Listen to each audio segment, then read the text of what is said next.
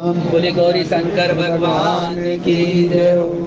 आज की कथा के भाव के लिए आदरणीय श्री के.डी. अत्री जी से प्रार्थना है, आज की कथा से हमारा मार्गदर्शन करेंगे।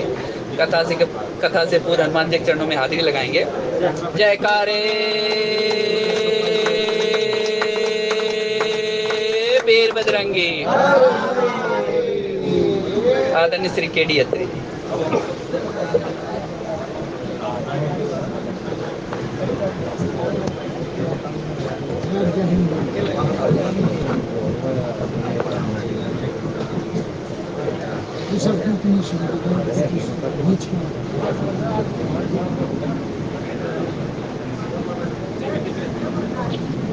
बोलिए शंकर भगवान की जय। ओम श्री गणेशाय नमः। श्री लंबोदर जय जय श्री गणेश विघ्नहरण मंगल कर्ण काटुन सकल कलेश।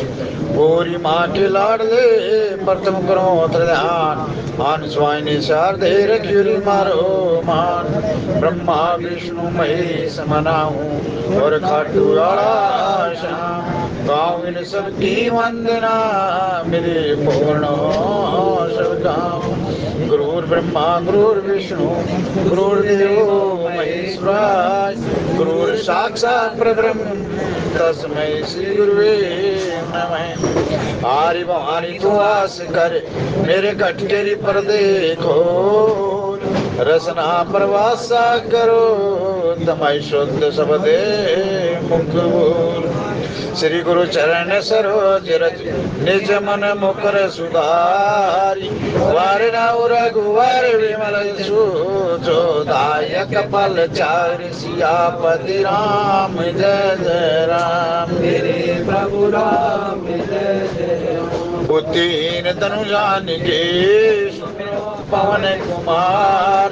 बल बुद्धि विद्या देहु मोहे हरहु कलेश विकार। सियापति राम जय जय राम। मेरे प्रभु राम जय जय राम। बोलिए शंकर भगवान की। श्री राम जय राम जय जय राम।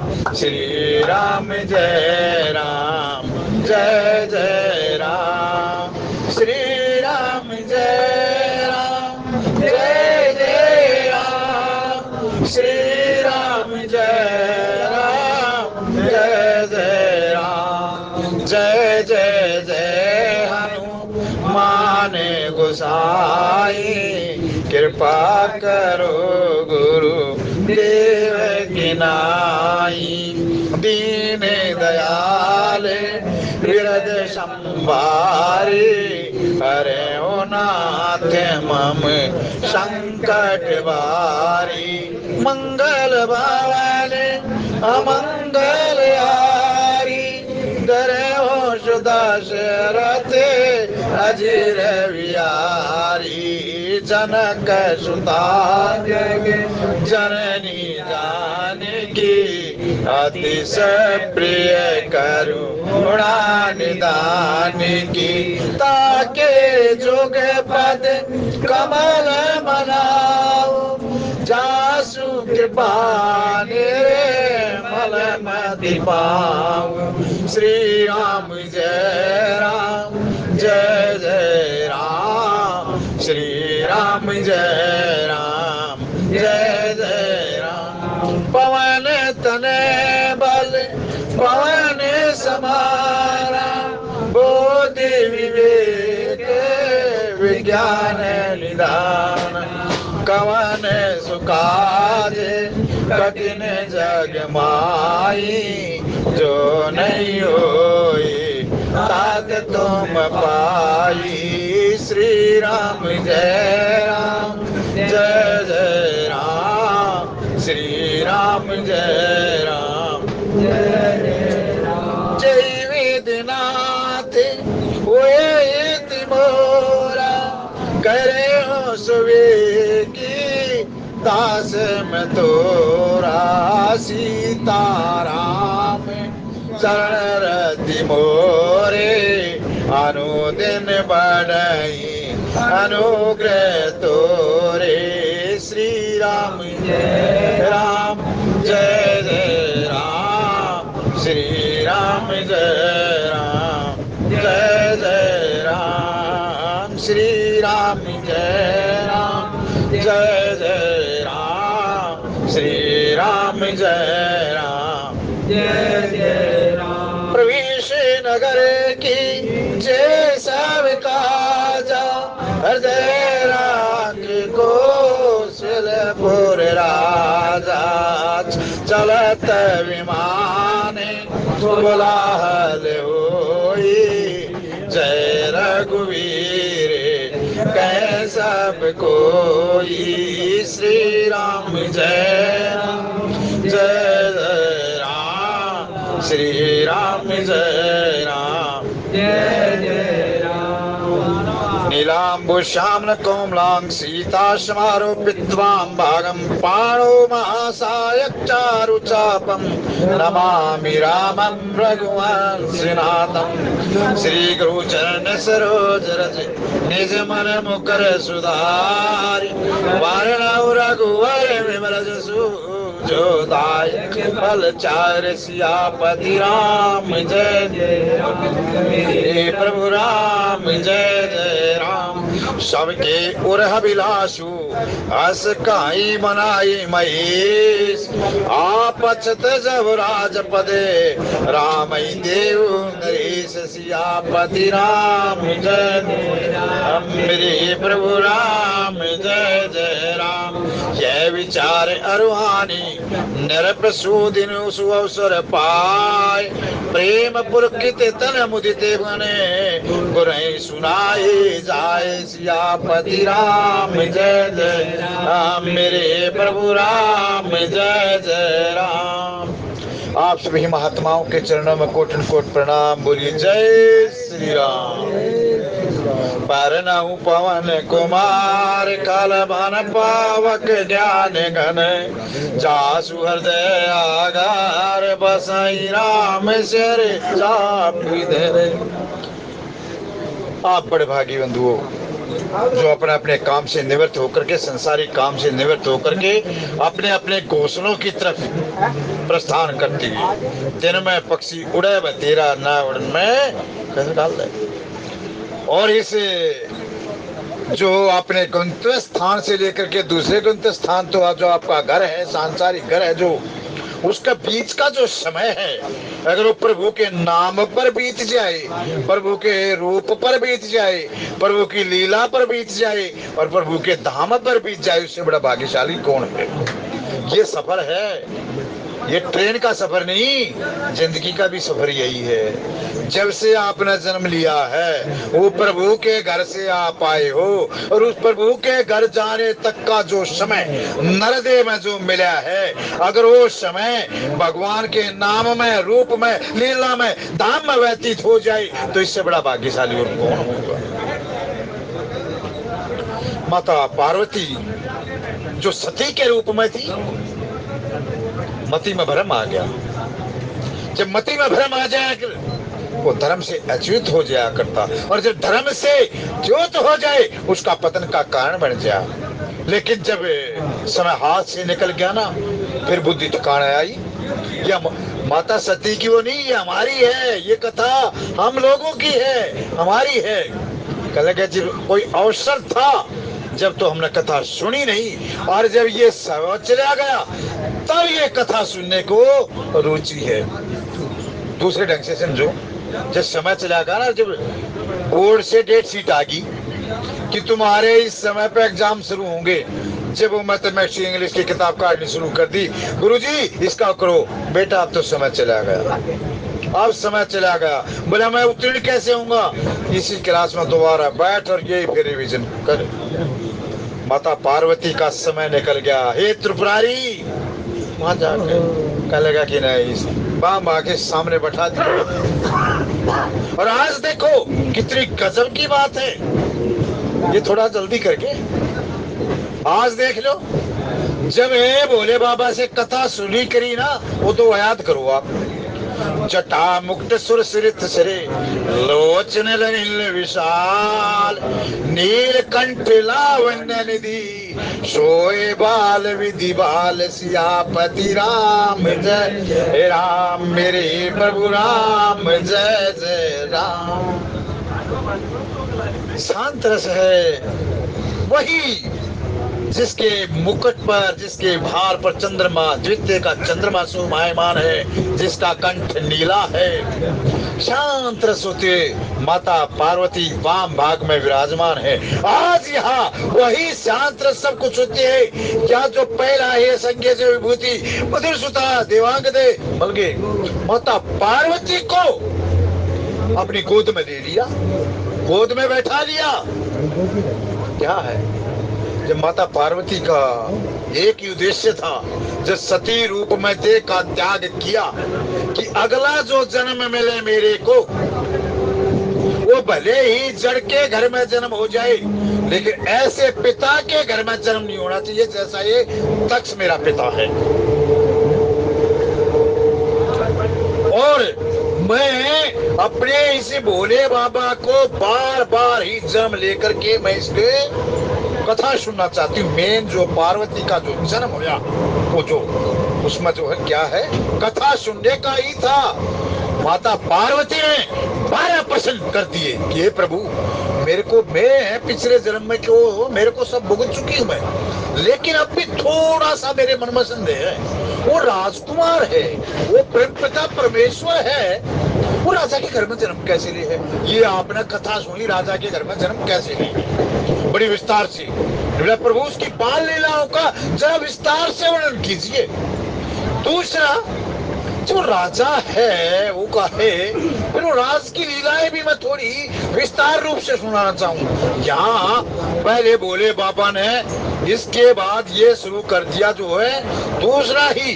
जब वो राज से राज ना देकर वनवास सुनाया ना, उसने कोई खुशी कोई दुख। जब ये कहा कि राज आपको राजकुमार का पद दे रहे हैं, जब कोई खुशी नहीं। आपका राजकुमार का पद खोज लिया, भरत को दे रहे हैं। आपको 14 साल का वनवास है, जब कोई दुखी नहीं। और उसके बाद फिर ये नीलांबु श्यामल कोमल सीता से मारो, और उसके बाद फिर जो है ना, फिर वो राज्य की लीलाएं शुरू कर दी।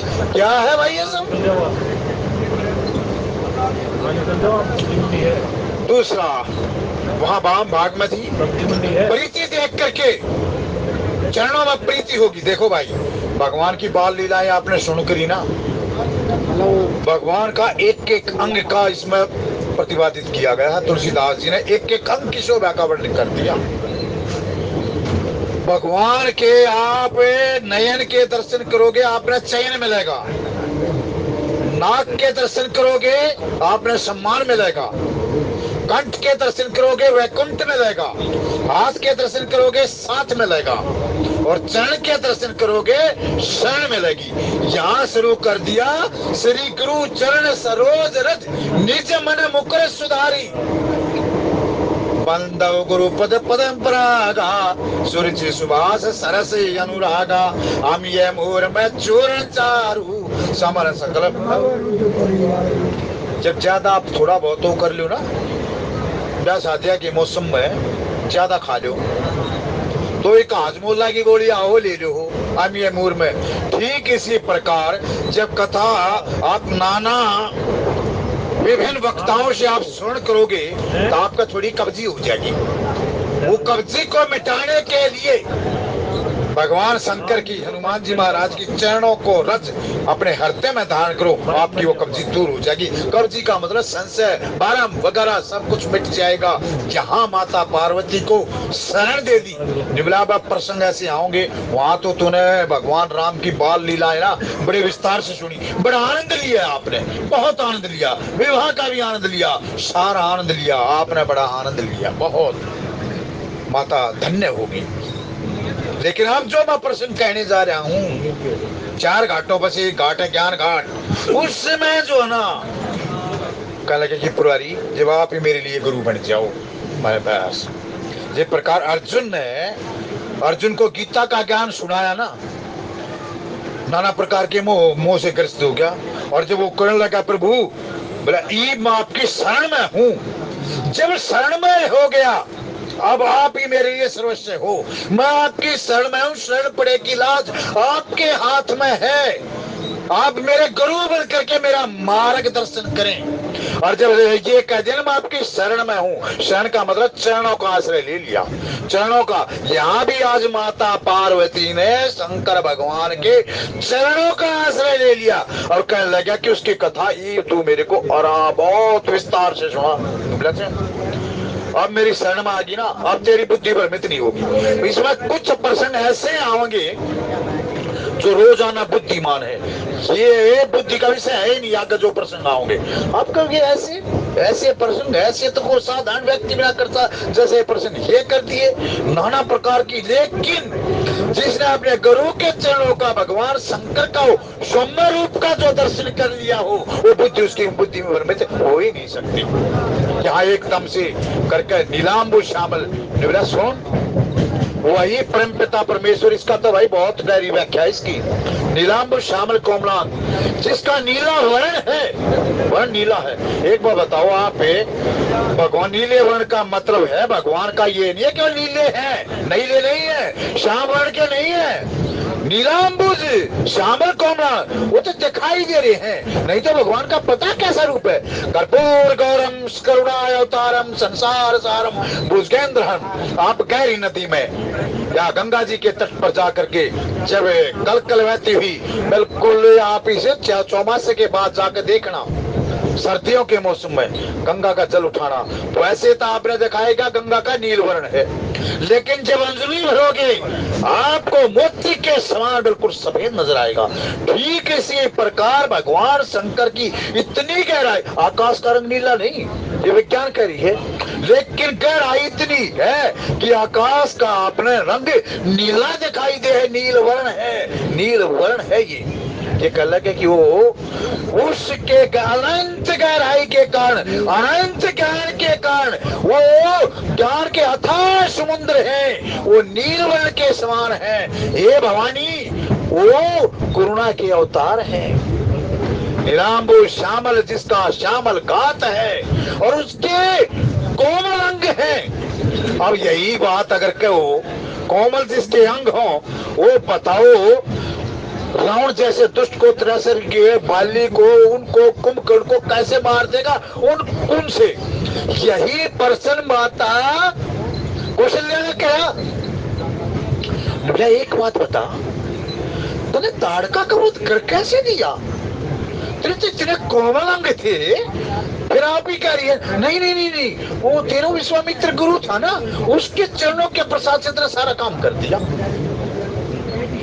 उसके चरणों से प्रसाद से तूने सारा काम कर दिया। और इतना जो कठोर धनुष था, वहां बाणासुर जैसे, रावण जैसे बड़े बड़े महावाली, वो खुद माता सुनैना ने कह दिया कि ये हंस के बच्चे को क्या करा रहे हैं, जनक की बुद्धि भ्रमित होगी है, क्यों हमारी पहले ही हंसाई बहुत हो चुकी है, अब भी कुछ बाकी रह गया। श्यामल कोमलांग, उसका बड़ा कोमल अंग है। सीता समारो विद्वान भागम पारो माय, सीता के साथ शोभायमान है। ज्ञान की शोभा कब है? ज्ञान की शोभा जब उसके अंदर भक्ति हो, ज्ञान के अंदर, ज्ञान के अंदर निर्मलता हो, ज्ञान के अंदर सहजता हो, ज्ञान के अंदर सरलता हो, ज्ञान के अंदर दिव्यता हो, ज्ञान के अंदर कोमलता हो, ये तभी उसका ज्ञान सार्थक है। ज्ञान में दूसरे को बढ़ाई देने का हो, दूसरे को नीचा दिखाना, ये ज्ञान नहीं है। ये तो फिर जो ना आप किसी साधन से बोझ मर रहे हो। दूसरा, इसके हाथ कंधे पर धनुष बाण है, पुष्प की माला है, वन माला है। इतना सुंदर रूप का छुई का धारण करके कहने लगे कि उसकी मैं कथा सुनाने जा रहा हूँ, ध्यान से सुनना। एक कह दिया श्री गुरु के चरणों का ध्यान धर करके अपना जो मन का जो ना, गुरु के चरणों की रस का क्या मतलब है, जो हमारा ये मन दर्पण है, ये जो है जन्म जन्मांतरों की वासनाओं के कारण उस दर्पण को ढका गया। लेकिन इसको साफ करने का तरीका एक ही है, गुरु के चरणों का आशीर्वाद लेकर। श्री गुरु चरण सरोज रज निज मन मुकर सुधारी। क्यों? भगवान जो है सतगुरु है, भगवान के चरणों में एक कमल है, और कमल क्या है? वो सुगंधि पैदा करे है, और हमें उसका मतलब क्या? हमारे हृदय में जन्म जन्मांतरों की जो वासनाओं की जो दुर्गंध है, वो जो है आत्मा और परमात्मा के दर्शन होने नहीं देता। उस गुरु के चरणों के द्वारा अपने हृदय की जो मलिन की वासनाएं है, उसको दूर करके, उसको हृदय में धारण करके, उसको साफ करके जब इस कथा में प्रवेश करना चाहिए। ये अगली 8 चौपाइयां रोजाना घर में डोंगरी जी में, ये सब मैं कई बार बता दिया, मैंने तो शुरू से रुक के मारूं। ये 8 चौपाइयां जिसके घर में गायन हुआ रोजाना, आप तो रामायण ही हो। डोंगरे जी महाराज जो ना, डोंगरे जी महाराज बड़े प्रसिद्ध कथावाचक हुए हैं। वो कथा करा करते, कभी भी उसने 1 रुपया अपने जेब में डाला कथा का, सारा पुण्य के कार्य। यहाँ तक कि उसकी पत्नी का देहांत हो गया, शरीर को त्याग दिया, उसका एक सच्चा सेवक था, आए दोनों के दोनों, बराबर ये सांसारिक फल तो करना पड़ेगा, ये कर्तव्य तो करना पड़ेगा, लेकिन एक बात बता, पैसे तो है ही नहीं, उस क्रिया के लिए पैसे तो है ही नहीं। जो एक बार जो अपनी जबान से कह दे कई बोरियां धन वहां आ जा, फिर क्या करें गुरुजी? ऐसा करना तेरी माता जी का मंगल सूत्र है, इसको बेचा और इससे जो पैसे आओगे उससे हम अपना क्रियाक्रम करेंगे। ऐसे कथावाचक राम के डोंगरे जी महाराज, उनकी वाणी ये कह रहा, जिस घर में ये कथा का पाठ रोजाना होता होगा, श्री गुरु चरण, यहाँ से नीलांबुज श्यामल कोमलांग सीता समारो विद्वान भागम पाणव महासायक चारु चापम नमामि रामम रघुवंशनाथम। श्री गुरु चरण सरोज रज निज मन मुकर सुधारी, वर्ण रघुवर मिल जसु जो दायक फल चारी। जब तय राम ब्याह कर आए, नित नवंगल बोध बधाए, पावन 4 दस पुत्र भारी, शुक्र ते मेघ बरसई सुखकारी। बादलों बादल बादल शोकों की वर्षा करने लगे। बताओ कितना, क्यों भाई? भक्ति की पहचान यही हुई। माता सीता ने जितने भी श्वास छोटे अयोध्या में आकर के, वो सारे के सारे श्वास बादल का रूप धारण करके, और भगवती अयोध्या में आई है, वो जो है ना सब के सब सुख की वर्षा करने लगे, आनंद की नहीं। शब्दों की तरफ ध्यान देना, आनंद की नहीं, सुख की वर्षा करने लगे। क्या कर दिया? निवंगल मोद बधाए, भवन 4 10, ये फिर पढ़ लो आप। सुख की वर्षा, अगर आनंद की वर्षा करने लगे तो वो 2 4 2 पीछे देखियो कितना विषाद में चलिया जाएगा सारी नगरी। अगर आपके हृदय में आनंद है तो विषाद काहे का? इसका मतलब जो सुखों की वर्षा की, सुख का है तो दुख भी आओगे। सुखों की वर्षा की किसके कारण? वो भगवती जो है वहां बैठी हुई उसके कारण। और दूसरा, आप में भी जब ज्ञान हो करके और आपके हृदय में जब वो भगवती निवास कर लेगी, आपके सुख की कोई कल्पना नहीं कर सकता। आप ही जान सको। ये बाप से पूछो कैसा आनंद आ रहा है, ये बाप पूछो कि गूंगे से बता दो गुड़ का क्या स्वाद है, गूंगा गुड़ का स्वाद बता ही नहीं सकता। ठीक इसी प्रकार आप उस स्वाद का वर्णन कर ही नहीं सकती। फिर आप क्या कहोगे? भाई आप ही चख लो, स्वाद लेना है तो आप चख लो, आप ही देख लो कैसा स्वाद है कैसा नहीं। मेरी इतनी सामर्थ्यता नहीं है कि मैं इसके स्वाद का वर्णन कर सकूं। नहीं, ब्रह्मा जी सोचते हैं कि मेरी जो ना मैंने जो सृष्टि बनाई इसे बार है, मेरी करती नहीं है, ये तो हो रही है। आप इस जो दोए में है सबके और अभिलाषु भगवान राम ये लीलाएं यहाँ करके अब राजकीय कार्यों में मदद करने लगे। इतने विख्यात हो गए, डोर टू डोर जाकर जनसभाएं करना, क्या दुख है क्या है। अपने पिता के देखिए जब तक राजपद नहीं दे दिया, लेकिन फिर भी अच्छा पुत्र कौन हो है जो अपने पिता क्या रुख देखते हुए उसका टहल करने लग जाए, वो अच्छा पुत्र हुआ। वो पिता का कहने लगे कि पिता क्या है, मैं क्यों ना राज का या कार्यों में पिता का सहायता करूं। पिता ने हुक्म नहीं दिया, पिता तो कह रहा है अभी आपकी नई नई शादी हुई है, अपना खाओ पियो आनंद करो, भगवान इनको भयो, और मैं तो तेरा मुख देख करके ही बड़ा प्रसन्न रहूं। लेकिन भगवान राम अपने भाइयों के सहित प्रजा का जो है ना वो करने लगे, सारी प्रजा में वाई वाई होगी। प्रजा में यहाँ तक आ गया अगर ये राजा बन जाए हमारा और दशरथ जी महाराज जीते जी इसको राजा बना दे तो हमारा सौभाग्य होगा। और दूसरा, राम राम हर कोई कहे दशरथ कहे ना कोई, एक बार जो दशरथ कहे तो बलकाए का हो। या कह दिया कि जन्म तो वही राजा दशरथ का है। आगे फिर जब प्राण त्याग करेंगे ना, जब भी फिर कहेंगे कि जन्म भी दशरथ का है, मरण भी दशरथ का है, तीनों लोकों में दशरथ की कीर्ति फैली हुई। आज यहाँ लिखा है तीनों लोकों में कीर्ति फैल गई दशरथ जी महाराज की। क्यों फैल गई, अब इस पर थोड़ा चिंतन करो। दशरथ जी महाराज के 6 दशरथ जी महाराज पूर्व जन्म में थे ना, जब मनु जी महाराज, उसके कुल में 6 तो अवतार उसके कुल में ले लिए। बताओ अब क्या करोगे। अब 6 उसके कुल में हैं तो उसकी कीर्ति फैलेगी कि नहीं फैलेगी। अब ये देखो, मनु जी महाराज के रूप में थे जब पिछला जन्म मनु महाराज का था, उनके 5 संतान हुई। राजा उत्तानपाद और 3 बेटियां हुई। राजा उत्तानपाद का जो है ना वो धरु हुए, धरु का भी धरुलोक है। उत्तम है, उत्तम जी महाराज भी इसी खानदान में हुए।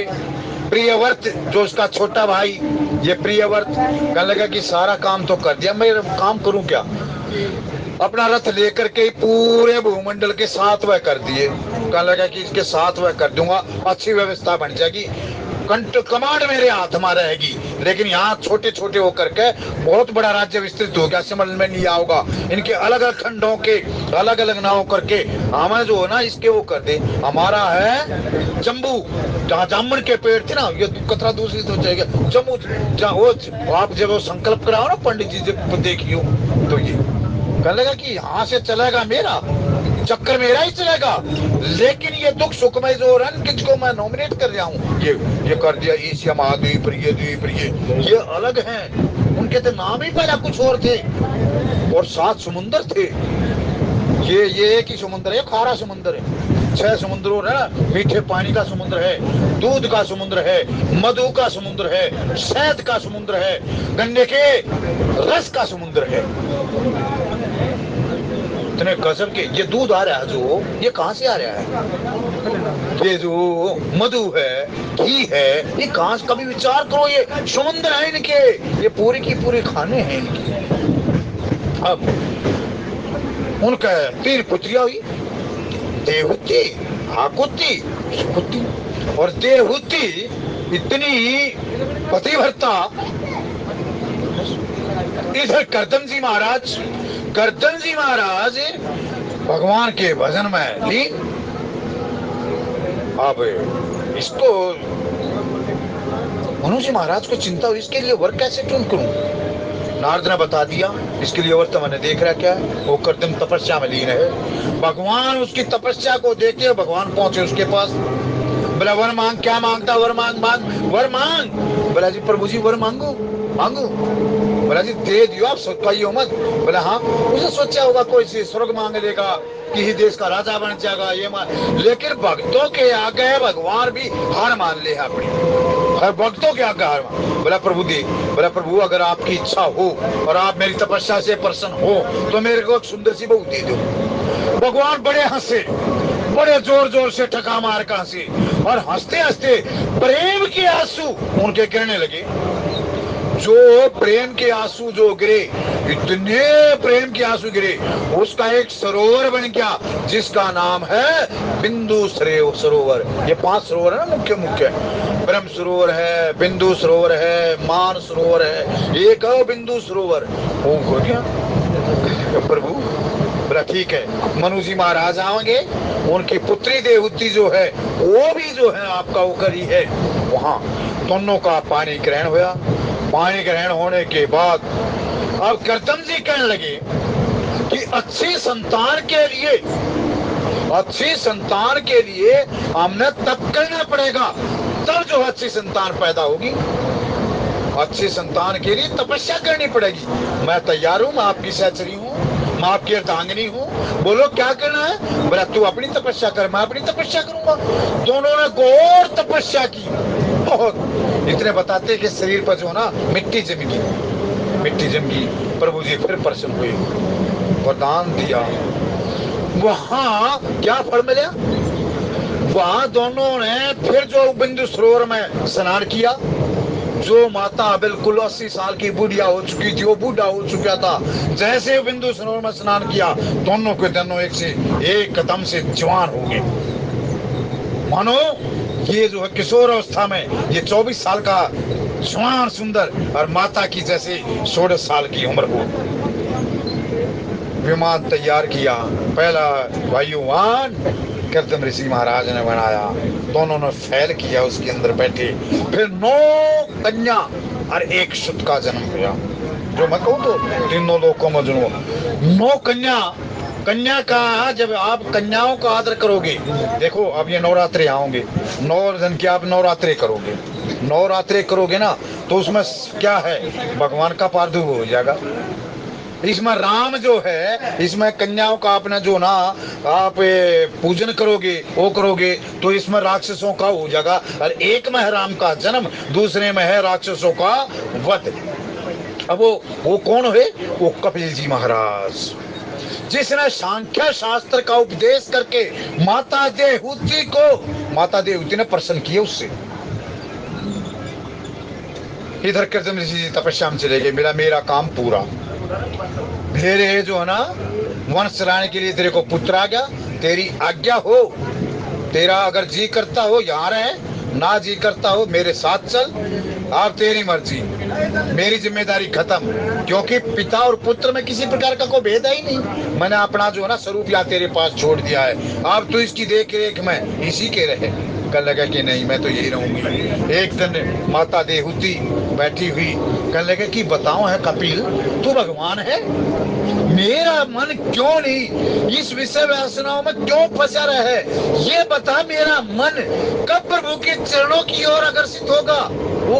वहां फिर जो है ना सांख्य शास्त्र का उपदेश किया। जो छोटी बेटी थी, बिचली बेटी थी, वो मूर्ति जिसका धर्म था, उस धर्म के साथ कर दिया। इसका परिवार इतना बड़ा होगा, 6 अवतार इसमें हुए।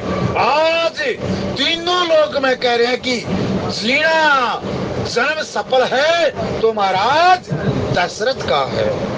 अब दशरथ जी महाराज प्रशंसा सुनकर बड़े खुश हुए और सहज रूप से, जैसे आप सुबह ना तिलक विलक करो हो या जैसे भी करो हो, दर्पण के शीशे के कांच के सामने जा खड़े हो, तो उससे ये शिक्षा ले लेनी चाहिए हमने।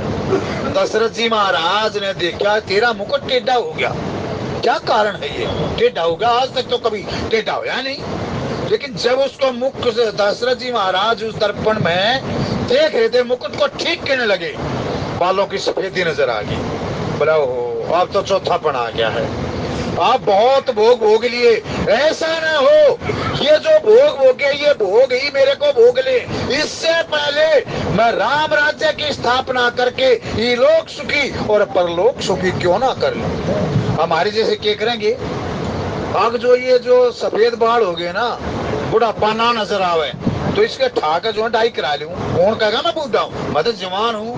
लेकिन आप एक बात बताऊं, कितना ही प्रयत्न कर लियो, आपका शरीर ही बता देगा कि आप जवान हो या बूढ़े हो।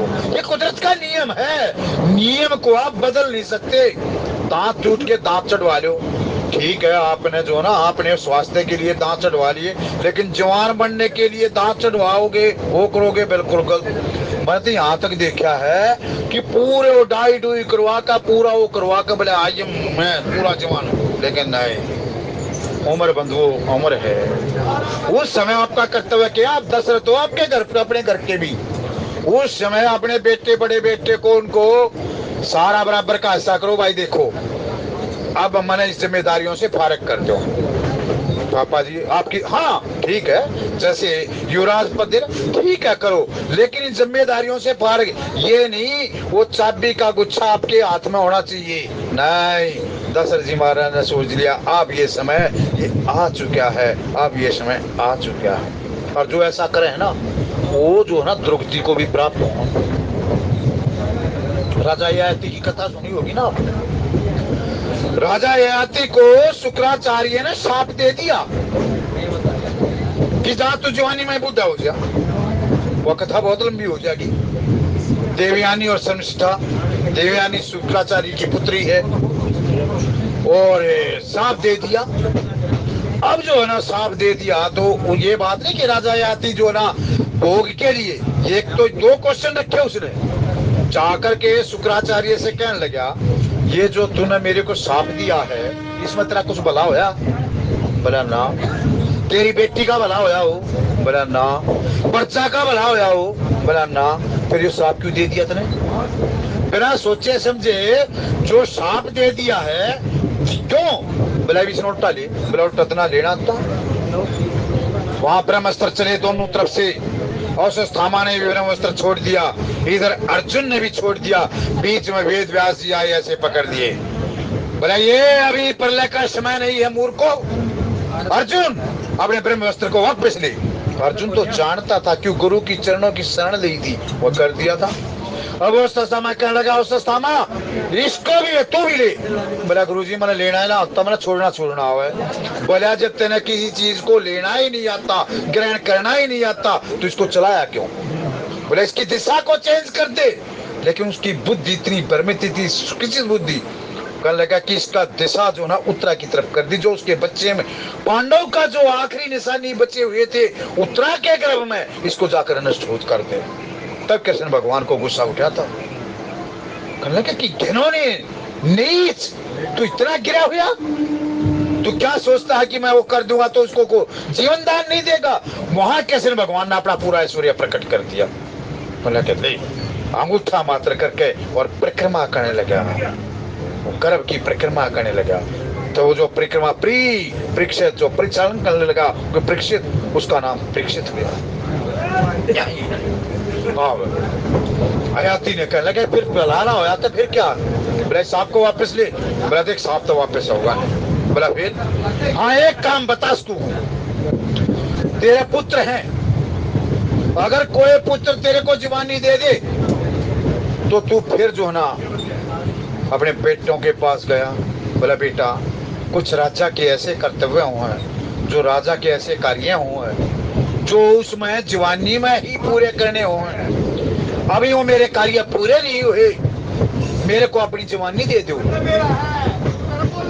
जदू था नाटिया न्यू बोला, उसका देवयानी का पहला पुत्र था जदू।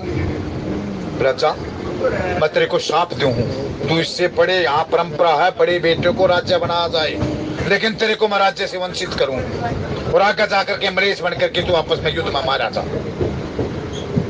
दूसरे बेटे के पास गया, उसने मना कर दिया, उसको शाप दे दिया। तीसरे के पास जो शर्मिष्ठा का बेटा था राजा प्रु, वो कहने लगे कि पिताजी महाराज जवानी क्या पूरा शरीर ले लो आप, वो बेटा ही क्या जो अपने पिता के काम ना आए जवानी दे दी।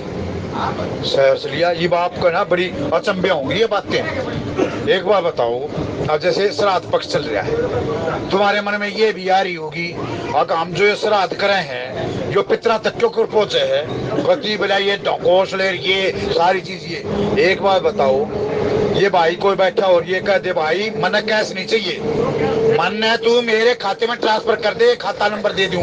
ये देवी दत्त जी बैठे हैं, बोला केडी जी मेरे खाते में पैसे भेज दो और मैं वहाँ जो है ना करूंगा और उसके माध्यम से उसके खाते में। अब ये जब अपना अकाउंट खोल कर देखेगा 1 लाख ट्रांसफर हो पाए, मेरे से डेबिट हो गए, इसके खाते में क्रेडिट हो गए। अब ये बताओ क्या वो नोट आकाश में उड़ते हुए दिखाई दिए कि किसी ने? मेरे को बताओ।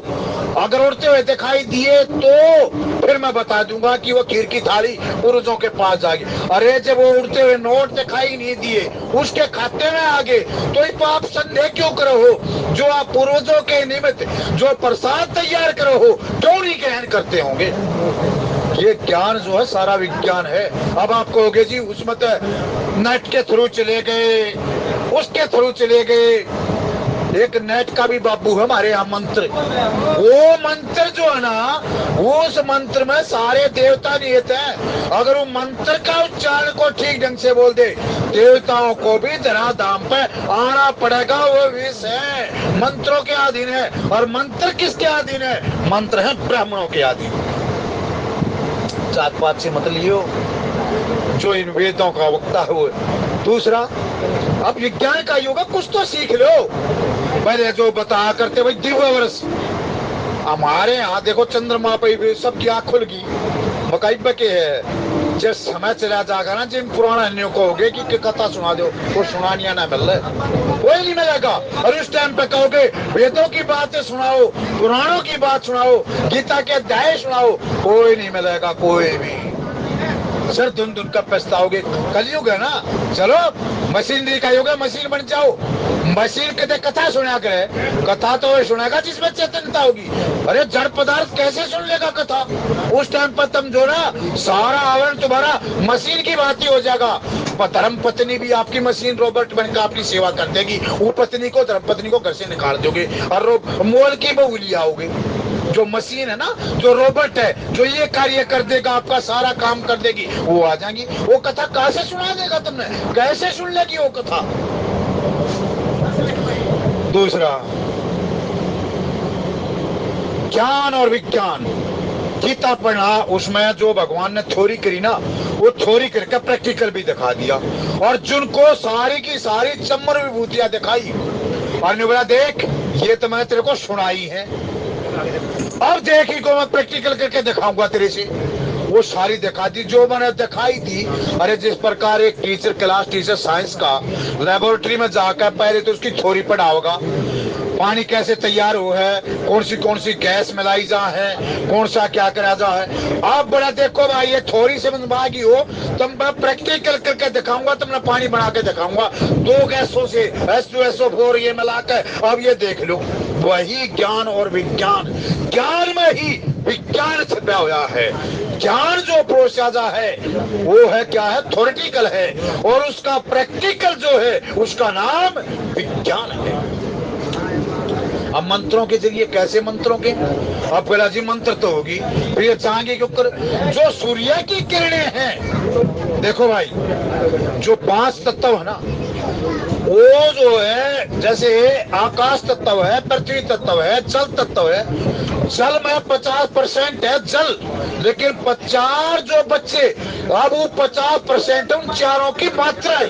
इसी प्रकार प्रकाश में 50% तो प्रकाश, और 4 जो है ना, जो सूर्य की किरणें हैं, आपने खुश्क दिखाई देती होंगी, लेकिन इनमें भी जल है। अब जब आप तर्पण करोगे मंत्र के द्वारा सूर्य की किरणें, उनको आप रोजाना आप जो ना वो दोगे। उगते हुए सूर्य को जल नहीं देते, उगते हुए सूर्य को जल दोगे, मंत्रों के सही जल दो हो। वो सूर्य की किरणें आपके जल, वो किरणें आपका दिया हुआ, समर्पित किया हुआ जल, उसे वहां तक आपको पहुंचा देगा। इसमें कोई संशय है ही नहीं। और उसका नतीजा क्या होगा? आपकी जो आंखें हैं वो ठीक बनी रहेंगी, चर्म रोग ठीक रहेगा, हड्डियों का रोग ठीक हो जाएगा। यही प्रसंग बड़े डर लगा क्या? आज को वाणी को विश्राम। बोलिए जय श्री राम।